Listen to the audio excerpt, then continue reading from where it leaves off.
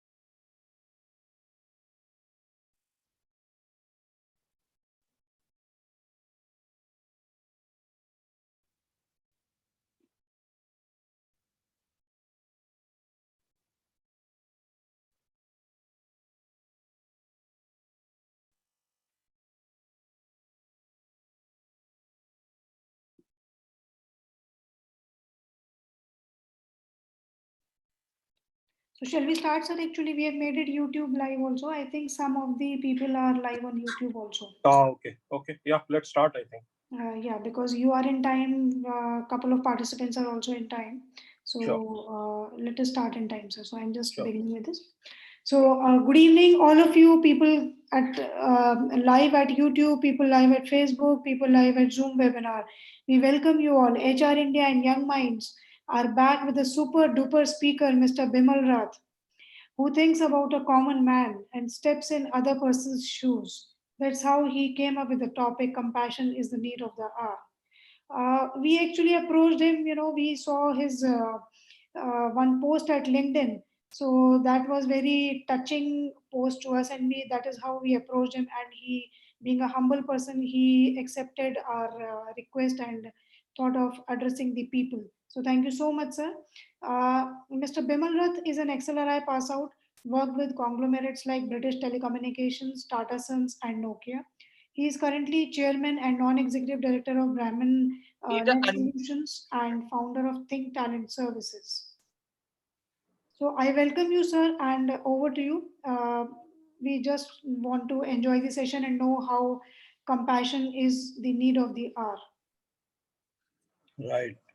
So thank you, Shefali and Young Minds, in inviting me and HR India. So firstly, I think, this is a topic very close to my heart, but, if I'm preaching compassion, then I may as well also be compassionate. So I think the way I'd like to, in a way run the session is just talk about the subject for maybe 20, 25 minutes, maybe 30 minutes, run through the slides. And, what I've agreed with Shefali is that both this talk as well as, the PPT will be available to everybody. So you can, have a view of it later and use it as well. I'm using the PPT more as a placeholder rather than as a teaching aid, so to say. So it's more to just make sure that we, remember some of the basic things and uh, you know uh, can possibly refer to it later. But I think the whole purpose of this session is really to have a bit of a discussion. So I'd encourage any comments, views, questions, everybody else chipping in into the whole thing. And I think Shefali has agreed that she will take on the questions from the chat and pick it up and then ask them to me, and of course others can chip in as well. So let's start. Okay. So I think compassion, to me, and of course the dictionary meaning is really about, you know, uh, understanding and appreciating another person's misfortune. And I think the word which is used very often in multiple dictionaries is around misfortune, and how, uh, you know, each of us could actually understand and appreciate that there are many, many people in the world who are less fortunate than us. And that's the core of compassion. Now, the other word which goes, with compassion is actually empathy. And, empathy very often is defined as, putting yourself into another person's shoes. Uh, I think one of the things which we sometimes forget, that in order to put yourself into another person's shoes, you will have to first take off your own shoes. And I think therefore both compassion and uh, empathy in a way go hand in hand, and they require you to actually almost take yourself out of your own current quote unquote situation, however comfortable or uncomfortable it would be, and actually try to put yourself and see there are lots of people around you who actually possibly need your help, even though they may be, you know in your eyes better off than you or worse than of you. Okay, so let me start with that, and let me so Shafali, if you can go to slide 2, since you are controlling the Sure, slides. sir. Sure, sir. So and I'm using this Dalai Lama quote more to just illustrate the fact that over the last few decades, I think what has happened is that because of consumerism, because of our lifestyles, because of the way we have grown up in relative abundance, I would say, from the previous generations. uh, we become a little more hard-hearted. We don't perhaps always carefully look at how many people there are around us suffering. I think at an individual level, we all do good things. We try to contribute in some form or the other, but perhaps not enough. Particularly if I take the Indian context, a large portion of our country is still, under the poverty line. And one, this is not a political subject, but, depending on who you read, you could look at how many people are under the poverty line, but certainly it is in, several crores or maybe several tens of crores. There are also people who are elderly. There are also people who are, challenged in some form or the other, physically, mentally, emotionally, and so on and so forth. And these are all people who, in some form or the other, are less fortunate than us. Very often we don't actually think about these people on a daily basis, and therefore I am encouraging that, particularly at this point of time when we have an opportunity to reflect a little bit when we are sitting back at homes, working from home, whatever, and possibly sometimes cribbing about our own situation. to actually not worry so much about our own situation, but also think that there are tens of crores of people who are in some form or the other less fortunate than us. And I'll come to some examples as we sort of go along in the slide set. So Shefali, can we move to 3? Sure.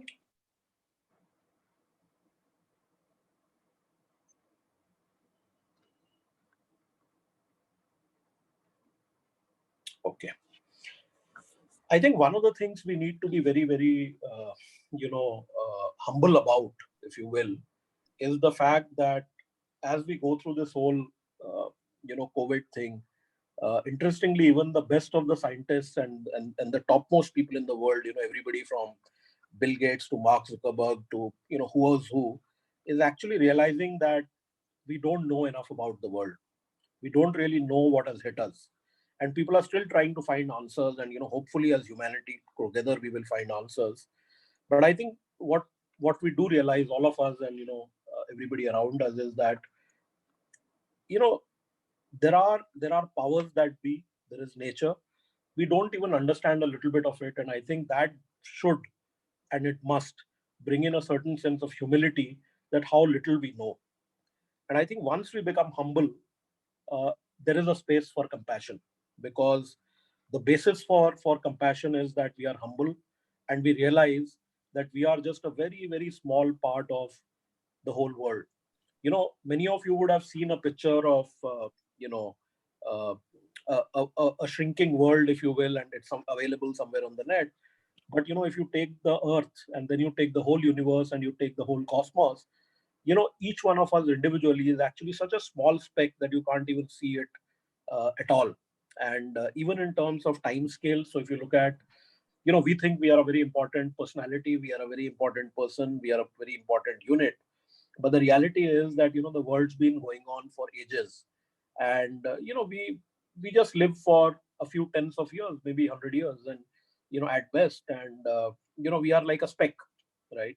So I think once we understand that there are enough and more uncertainties around us, and our we have a role to play, but that role is a very, very small role in the larger scheme of things. I think it brings a certain degree of humility. We realize that we should not and cannot be know it all. And once we realize that, I think that brings in the space for being compassionate, and actually being humble enough to connect with everybody around us at a very human level, rather than at the level of position, at the level of power, at the level of money, at the level of I am bigger than you, at the level of ego, and so on and so forth. So one of the requests, for me, not just to this group but people I meet professionally and others, is that can you give up all of this and just think of yourself as a human being, and think of yourself as a person who could possibly do a little bit to one or more other human beings around you, and that itself will be a greatly compassionate act. Okay, Shefali, you move to the next slide. Sure, sir. Now, one thing we must also acknowledge, that if we have to be compassionate to others, and very often people ask me that if I am suffering, if I am going through this fear, I am going through deprivation, I am going through my own challenges, how do I actually help other people? And I think it's a great question, because I think the first thing we need to do, in a way, while we are helping others, is to also make sure that we are taking care of ourselves, both physically, mentally, and spiritually. And that is not to say that we stock ourselves at home with food for the next 30 days. It doesn't mean that we should have extra things. It does not mean that we should hoard things, and it does not mean that we have all kinds of material things. But it does mean that we do need to be balanced. We do need to make sure that our mental and emotional state is in a reasonable way, and then only we can actually go out and be compassionate to others. Because if we are feeling negative inside, if we are feeling very stressful inside, it is actually very difficult to be compassionate to others. But let me also give you the other side of the cycle, and this is an interesting one. A lot of research actually shows that when you are actually stressful, when you are feeling angry, when you are feeling negative, when you're feeling very, very down, actually just a small act of compassion can bring you out of that mood. You know, you're feeling very irritated, you're feeling angry, you have negative emotions, you're feeling somehow that the world is being unfair to me. But just try and do a little bit of good. Just try making a call to somebody and asking, how are you? Just try and call up somebody who's less fortunate than, and you see whether you can help them out in any way. Maybe donate something, maybe go out and distribute food and so on and so forth. And you will suddenly see that actually it removes all the stress, which you have been feeling. It takes away a lot of the negative feelings. So as we went into the cycle, starting March of 22nd into this whole rigmarole, one of the things I do now, and I'm sharing this at a personal level because I coach people otherwise as well. The society I live in has about 350 houses, and somebody actually came up to me and said, what is the way you can help? And I thought about it for a couple of days, but from the 25th onwards, I decided that any elderly people, many of the elderly people are not able to sleep at night because their exercises are gone. They're feeling really stressful. They're away from the children and so on and so forth. So I said that, okay, every day morning between 7 and 9, I will talk to two people in the society, only elderly people who are not able to sleep at night, who are very, feeling very stressful, and who are actually feeling that somehow they are being treated unfairly. They have nobody else to help. So we actually made a team of four people. So one of the people, actually helps them in supplying, daily necessities to their houses. One person actually, we get food from somewhere, and he or she goes and gives food, particularly to the really elderly one who don't have facilities at their home. I do a little bit of counseling in the morning for a couple of hours, two or three people. And then there is another one who's actually helping, making sure that they're all right, the medicines are there, they're, doing whatever.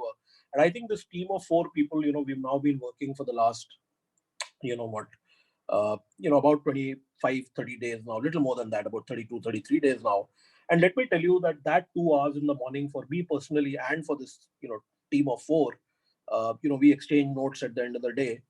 Actually, it lifts you. You forget about yourself. You forget that you are in captivity, so to say. You forget that you have a full day of work. You forget that you are housebound, and that you have to do housework and do your job and so on and so forth. And I'm realizing that just those 2 hours of trying to do something for somebody else can actually be a great morale booster and stress booster for you. Okay, Shefali, let's move.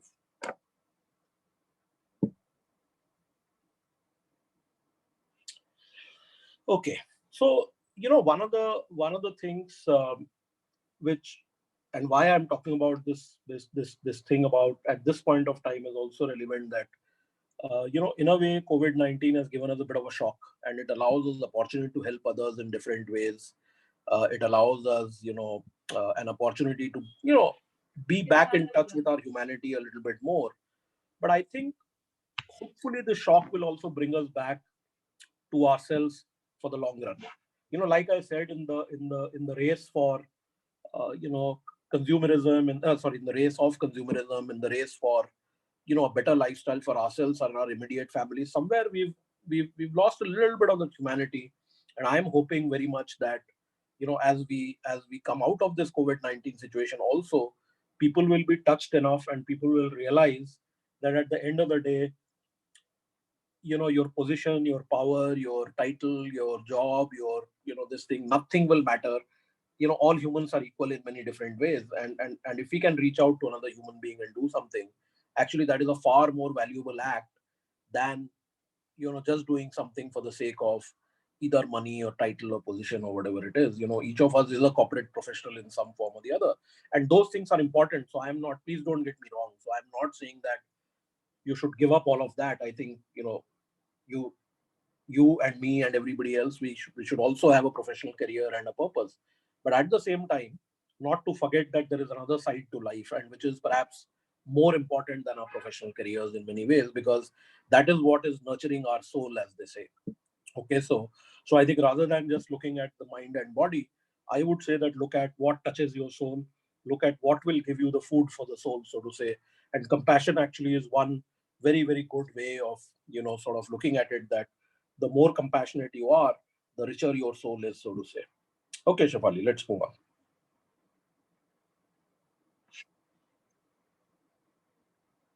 Okay. So, one of the, I was talking to a group of leaders actually, and interestingly, many of them, two, three of them actually asked me this question, saying, Bimal, this is great. We understand this. It's a great thing to bring back to the table and talk to us about this. But how do I actually make it actionable? What do I actually do in my day-to-day life, which will really make it, worthwhile for me?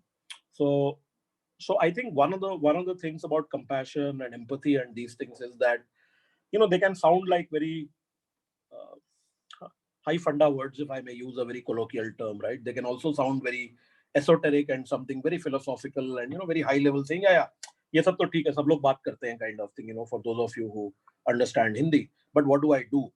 So here's my short checklist of how to sort of bring compassion to action. Okay, and what I've done in the next few slides is actually to take different constituents. I'm not going to read through the slides because you can see them, but I'll try and give you one additional example in each case so that you have a sense of, what potentially can be done and what people are actually doing to be able to, be compassionate towards everybody around them. Again, let me reiterate the earlier thing about balance, personal balance. I told you that the first person you should be compassionate towards is yourself. Okay, because this is a stressful time. We realize that we are actually possibly working much harder than many other days. We're cooped up at home. There is a sense of sort of what is going to come in the future, etc. So I think also be a little bit kind to yourself, also be a little bit of compassionate, show a little bit of compassion to yourself, because it's okay not to get everything done perfectly. It is okay if you slip up on a few things. It's okay if something gets delayed and so on and so forth. So also be kind to yourself before you become compassionate to other people. Okay, so let me go through the slides fairly quickly, but on each slide I'll try to give you an example. Shafali, can we move to the next slide? Yeah. So as I said, I'm not going to read the slides, but I'm going to give you, and try and give you an example of what other people are doing in this thing, right? So I have interestingly, I have a friend in Canada. Now, this friend of ours, he was actually in school with me, and he left in class 10th, and later his family sort of migrated to Canada. He and his wife actually are designers, right? So they design stuff of all kinds, websites and various other things. Now, as soon as this COVID thing started, what they have done is that Vibhu, which is my friend, actually he got in touch with a lot of classmates. I had not been in touch with him for many years, except on Facebook. He got in touch, gave me a call, and said, Bimal, and like this is what he did to 100 people, right? So over the last 30 days, he and his wife actually. So what they said is that, Bimal, we are designers and we are sitting at home, and while we have work online, we are doing, but we would like to help you in one simple way. Okay. And what he did was, here's what the interesting thing he did. He actually said, ask me if you want to design something very simple which can be used in your company or in your circuit or in your this thing. We'll design it and give it to you for free. Okay. So I actually, what I did is that I asked him to design, uh, you know 30, or actually asked him to design one, but which he replicated into 30 or 40. you know my managers who I had worked with in the last so many years. So he designed actually a thank you card for my managers with a nice quotation. And these are many of my managers. I'm at an age when most of my managers are now retired. Okay, so they are all in their 60s and 70s, and some in the 80s as well. So he designed this nice little note for me, which is like a notepad page, handwritten kind of a stuff, and got my signature on it. And I actually sent it out to about 30-35 of people I have worked with, right? So not necessarily my direct managers, but also some other senior people I have worked with. And they are all in their, like I said, 60s, 70s, and 80s. And let me assure you that, many of them actually send me photographs of how happy it made them, right? But here's the trick. The trick is not my sending the cards. The trick is that this person who had the capability of doing some design work actually reached out to his 100 of his friends, and did this kind of thing for them, which further sort of expanded into another 30-40 for me. And just imagine the pool, right? So one husband and wife team doing it for 100 people, and these 100 people reaching out in some form or the other to another 30, 40 people. Look at the web of happiness it has sort of created, right? So that's one example of how people are sort of, you know, can be very compassionate. It's a small thing, it doesn't look like something very big, but imagine the happiness of these senior people who have been remembered after so many years by their subordinates. Yeah. Let's move on, Shivali, to the next one. Okay. So, co-workers, again, I want to give you an example. So, and this is a story told to me by another client of ours. So we do a fair amount of work for, we have a lot of digital solutions in assessment and training and various other things for companies. And as we've gone through this COVID-19, actually, it's interesting that a lot of our projects are continuing and so on and so forth, because they're all completely digitally managed, and self-managed in many cases. But here's what happened, and this is a story one of the clients told me. So, they were running on our platform, they were actually running a manager training program, which is a completely, uh, you know, a virtual program. It's a 2 month program, and there are multiple modules and so on and so forth. But this particular company had a lot of sales people in the office. Okay. And unfortunately, when the office closed down, these people all went and worked from home, and many of them were not that computer savvy. They didn't even have a computer at home. Many of them were not English speaking as well. But when they did an internal survey, they realized that many of these people said, we want to learn managerial skills. Now, in this particular case, we were already running a managers development program for another set of people in this company, right? So one of their employees, here's what she did, right?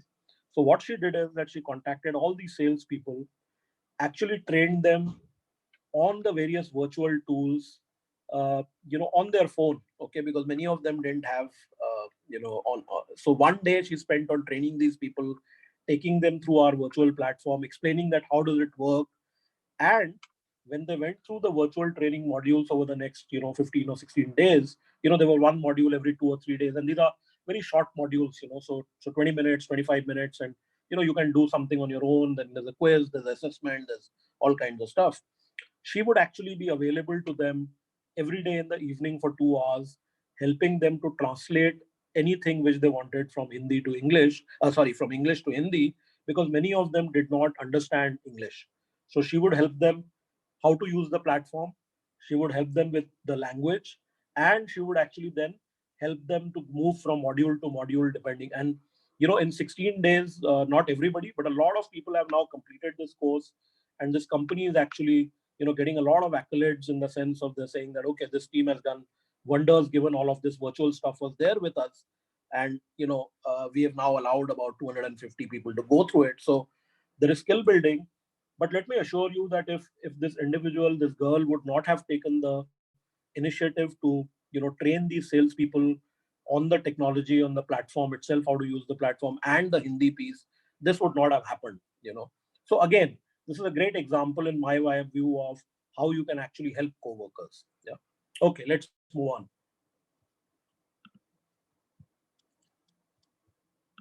Okay, a different example. If you look at, uh, sorry, just 1 minute. Yeah. So, in my view, cohabitats are people who are people living around you, right? Who are also people, the frontline folks, and so on and so forth. And I want to give you a very specific, example of somebody. You would have already read a lot of examples around this, but one of the things which people are actually finding interesting is that, uh, how do you actually cater to people who live in multi-storied apartments, because many people in the multi-storied apartments are even afraid to get into the lifts. Okay. So in Bombay there is an interesting character, young fellow. What he does is that he actually walks up and down 24 floor building. He's identified certain number of flats, and actually make sure that all the elderly people who are afraid to get into the lift and come down and go up should they catch an infection, he actually walks up and down the stairs, making sure that once every day he's actually delivering stuff to them. Okay. Because they don't want to come down, even though there are shops close by and they can go, but they're just scared. So this person and one of his friends, actually they go up 24 floors every day, and then they walk down floor by floor. This is one of those old buildings where there are a lot of Parsi and old Mumbaikars staying, and they actually deliver stuff in every house every day, and most of it is about medicine, water, some daily essentials, and so on and so forth. But it appears like a very small thing, but just imagine that if these boys were not to do it, these two young boys were not to do it, many people would just be you know living in almost like daily sort of that I don't have a medicine, I don't have water, I don't have this, I don't have this, because many of these societies are not allowing outside people to come in. And these two young boys are in that society. They have decided to help out these elderly people just going up and down. And if you do that like once a day, 24 stairs, it's also very good for health in any case, apart from other things. Yeah. Okay, let's move on. So I'm just giving you some of these examples because these are practical examples of what people are doing. I am sure around you there'll be hundreds of other examples, and you can find lots of examples. But the idea here is also to think about compassion, not in a big esoteric, conceptual way, but think about compassion in a very practical day-to-day sort of a way. And that's the whole point, that you know that if you can do things on a day-to-day basis around you, that is what will really help everybody, this thing, and you'll be seen as showing compassion in a very practical sort of a way. Okay. The next one, which I think is really something which this COVID-19 has taught us. I'm sure several of you have seen lots of videos and lots of messages and lots of chats going around, how animals have come out and birds have come out, in abundance, as human beings have retreated in various cities. uh, I think it's a great lesson to us that we may be eating up into the environment, and we may actually be damaging the environment in very many ways. So my remedy, in a way, for uh, you know for this is that each of us can do very small things for the environment. One of the societies, which I do a little bit of, NGO kind of work with, what they have decided as a consequence of this is that within the society, and I think they have about 900 flats within that complex, they have decided that even when the COVID-19 thing goes off, they will actually create a very, very efficient system of shopping and of commuting and so on and so forth, that petrol burn from the number of cars which go out and come in are actually reduced greatly. So actually they're developing an app where people, if they're traveling to in a similar direction, will actually be able to go together. They'll be able to come back together, they'll be able to go shopping together, commute together, and so on and so forth. I honestly, I was not very initially very thrilled about it when I heard it, because I don't know how social distancing will work if there are two or more people in the car, and how people will commute. But at least the intention is there, and they're trying to figure out ways. But the objective they've taken is that they want to reduce fuel burn by 50% in the society itself. So just imagine that when there are 1,000 houses, and presumably maybe 1,000 or more cars and two-wheelers, if they can reduce that by 50%, this will be a huge push to sort of the whole environmental effort. And I think I would sort of urge you to also think about that in our own small ways. Can we contribute just a little bit to the environment, now that we've learned the lesson in this COVID-19, that how much damage we are actually doing to the environment in that sense, by by not sort of in a way, uh, or maybe consuming more than we are entitled to as human beings. Let's just put it this way. Okay. So let me move to the next one, right? So society, I think, lots of people are doing it. They're donating. They are, some people are actually taking part in, distributing foods. You would have heard of many gurdwaras and the Sikh community doing some great service. My only this thing was that, yes, we are afraid. We are, worried about the fact that we may catch COVID-19 and so on and so forth. But even in that context, we can certainly do things which are, uh, you know, uh, which are meaningful. So let me give you one example. For example, uh, many people who have got maids and servants, and drivers. Actually, there's a group of people, let me assure you, who have chosen at this point of time not to pay their drivers or maids, and just save some money, because you know it's important to everybody. Let's put it this way. But there are also other people I know, who have actually told their maids and drivers and some of the less fortunate people who work for them that don't worry, your salary will come till, for the next 6 months. In fact, one of my friends has told his driver and maid both that don't worry, whether COVID opens up, whether you come to work, not come to work, lockdown goes, not goes, till the month of December, you will continue to get your salary. Now, again, it may seem like a small gesture, but look at it this way, that for that maid or for that driver, the assurance and the emotional support this is providing is huge. The fact that he or she is secure that my family is taken care of for the next 9 or 10 months, I think just that little act, and for many of us, uh, you know, for some of us it may be not possibly able to do for 9 months, maybe do 50%, maybe do different things, and different people are doing different things. But the point is that are we paying attention to it, and are we able to, in a way, focus on it, so that people who we are supporting in the ecosystem. And by the way, because there are a lot of HR people in this community, I must also say that the same will go with your workers, the same will go with your employees, particularly the lower level employees, contract employees, and so on and so forth. I don't, because this is not a subject purely of HR, therefore I don't want to talk about it in a, in a, way which is covering some of those other aspects of industrial relations and human relations and so on and so forth. But because it's HR community, I would also say that please pay a little bit of attention to that as well. Okay. Okay. So if I just go to the next slide, and I'll stop there. There are a couple of other slides. So the self we talked about, and I just wanted to come back to the self, because if you don't take care of yourself, it's very difficult to uh, you know uh, take care of others, if you will.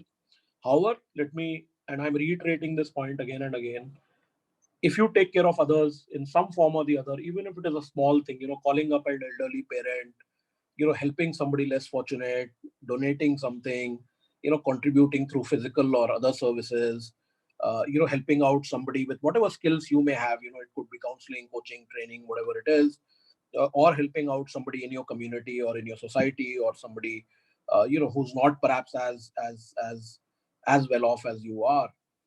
uh, it actually reduces your stress. It actually gives you a feeling of self-worth. It actually makes you feel a better person, and at the end of it, it all adds up into being more confident, being more happier, being more satisfied. Okay. So let me stop there. There are two or three other slides, but when you get the slide set from Shefali, you can go through that. But let me just open this up to any comments and views, and any other thoughts any of you may have. So Shefali, over to you. Sure, sir. So, as per me, sir, it was a very insightful session. I mean, we all know these things. Some of us, yes, we implement, and some of us, it was, a touchy kind of thing for us, that yes, we should take care of our maids, our domestic help, our drivers, and all. That it's not only about money, but it is about the generosity, the humbleness, the human touch, basically. So today I was just going through your LinkedIn post also, which says that what we are doing, our next generation is going to learn from our acts. So very well said. So because we are pausing in between, do we have any queries, any suggestions, or anything from the audience, or should you suggest us to move forward? Please comment in the chat box. In case there is a query, you can always unmute and come up.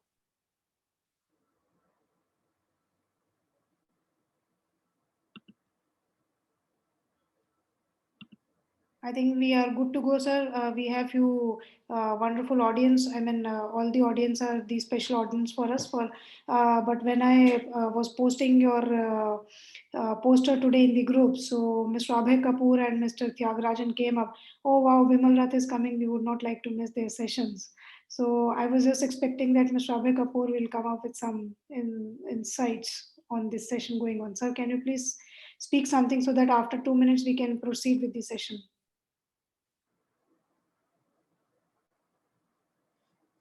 Yeah, so you're asking Abhay to speak, right? Yes, Abhay, go ahead, please. Yeah, just actually, I was doing some seva work, So I went to Gurudwara here in my society. We are contributing to 10,000 meals per day. We started with just 500, and then gradually over 10 to 15 days time, it went up to 10,000. So now the entire my society and each one is contributing. So maybe I'm just returning from there, although I was on and I was listening to you.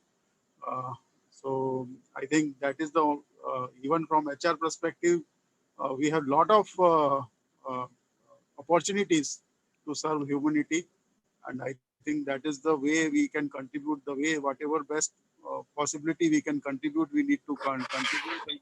And that is the Absolutely. real meaning of passion, which I feel. Yeah. Thanks. Right, sir. Absolutely. So I think, sir, we can continue with this because people are actually looking forward to hear from you the more deeper insights. Okay. So I think there are the slide set you can later use, Shefali, but let me just say two or three things and then I will stop. Sure, sir. Because I think this is a subject which is about personal reflection. Okay, so I think like Abhay said, people do these things in many different ways. Somebody will do seva, somebody will do in the society, somebody will do something else, somebody will donate. uh, I think there are three things, as I said, I just want to conclude the talk with. So one is that uh, any of us, we should do it if it comes from inside. In the sense, whatever we do, it could be small, big. We should not do it because somebody is watching us, or we should not do it because we want to show it to somebody else. I think the whole purpose of compassion in a way is that it must come from inside. It must be something which we would like to sort of in a way demonstrate because we feel good about it. Okay, so that's one thing I want to say. The second thing I think which must be kept in line is that uh, sometimes a very small thing can be much bigger than doing a large thing, right? So for example, companies are obviously doing big things, partnering with people, delivering supplies, medical supplies. For example, I know somebody's delivering home to home, door to door. Now, as individuals, we may not be able to do that, but can I call up my old mother, who may not be in the same city? Can I just make sure that I speak to her for 10 minutes because she's lonely and she's feeling something, this thing? Or not just my mother and parents, but can I do something for my friends? Can I do something else for my relatives? So, point I want to make is that, compassion is not about doing only large, big goods. Okay. It is about daily small habits. And if we can build those into our practice, and some people do it, by the way, many of us actually, I'm sure 100% on this call as well, they have a ritual of their own, either daily or weekly, even before COVID-19, that they do something, an act of kindness, an act of compassion in some form or the other, which actually, all adds up together, right? So the example Abhay, for example, was giving around the Gurdwara, it's not one person, right? There are many, many people who are doing seva. Each one is doing a little bit, and then all those small, small things actually add up to a large impact. That's the second thing. And I think the third thing I wanted to say, and that's why I was saying that, this is not a topic where one can quote unquote give gyan or teach. Okay. I think this is a topic which is very individual, which has to have your own reflections around what is important to me. And therefore, very often I say that this is also not a topic for discussion. This is actually very much a topic for just sitting quietly, thinking through this whole thing and saying, do I want to do something? And if yes, what? And let me try and do that small thing. Yeah. So, Shefali, let me stop there. Unless there are any comments and questions, I am pretty much done. Absolutely, sir. So I think you have very well said that it is the one person's own reflection that what they want to do, what they think about their life. Is it about helping people by way of money? Is it about giving away, like you are doing some complimentary sessions, giving away to the community? The same way Mr. Samar Mahapatra is doing a lot of efforts for the community, doing a lot of fundraising webinars, donating to PM Cares Fund, a lot of complimentary sessions. So I would request Samar also to say something about this topic because he has also been a compassionate leader in these. COVID times.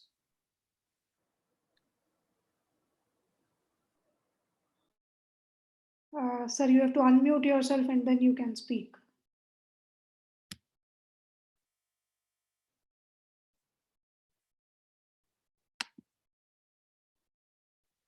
Samar sir, can you unmute yourself? Yeah. Yeah. Thanks, Mr. Bimal. You have been a wonderful speaker always. You live up to the expectations of the audience, exceed them, and you always Most welcome. touch upon the touch the hearts and the heart of the people rather more than the mind, which is the call of the time. Compassion is something which you rightly thought of. The answer to the problems during these turbulent times is compassion. You can't force the government to pay the salary. Government cannot force the employers to pay the salary. The answer is only in is compassion, and more of compassion. That is the only answer comes from there. You be at loggerheads with your employer, nothing is going to happen. Nobody can help you, but only a compassionate mind can only help. What distinguishes, Sadhguru rightly says that what distinguishes the man from the animal is that the animal doesn't have compassion. That is the only thing which clearly distinguishes both. So without compassion, we are all veggies. We are not in existence. So you have very rightly touched upon the answer to the very tough and turbulent times. Thank you very much. And your words will keep ringing in our ears, and it will help us to remain more compassionate. Compassion, sympathy, empathy, these are also three things which I found artificial intelligence and robotics cannot imbibe. Only the human beings have. Thanks everybody. Right, sir. Thank you, sir. And I think Mr. Harsh Pant has also written some beautiful words at the chat box. I would request him to please unmute and speak some these words.